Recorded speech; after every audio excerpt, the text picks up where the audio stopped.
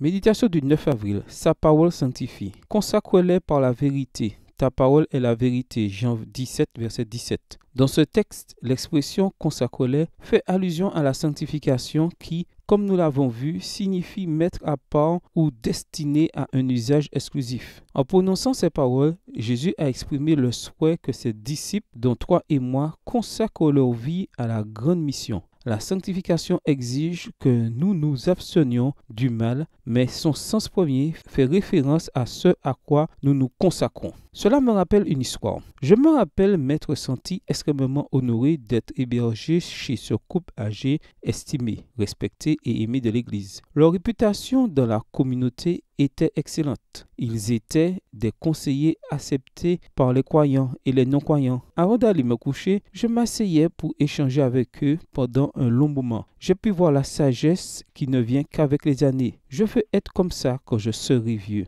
me suis-je dit. Puis, je me suis demandé quel était leur secret. J'ai remarqué qu'avant d'aller se coucher chaque soir, ils ouvraient leur Bible à la lumière d'une lampe pour en étudier un passage et prier. Toute la semaine, je les ai vus faire la même chose et en ai conclu que c'était probablement de là que venait leur secret. Un soir, j'ai décidé d'être encore plus attentif et j'ai eu une grande surprise. En ouvrant leur Bible, il a étendu sa main et j'ai pu la voir poser la sienne sur celle de son épouse. J'ai pu constater la révérence avec laquelle il a parcouru de son index chaque mot, chaque ligne, chaque verset, et ainsi de suite jusqu'à la fin du chapitre. Puis ils ont fermé les yeux et, main dans la main, ils ont élevé une prière. Dieu éternel, nous te remercions pour ton amour qui nous a donné ce jour de vie. Seigneur, nous venons de lire un passage de ta parole. Nous ignorons ce qui y est dit parce que nous ne savons pas lire. Mais nous voulons te demander que toutes les promesses et toutes les bonnes choses qui y sont écrites et que nos doigts ont touché puissent se réaliser dans nos vies. Je n'y croyais pas.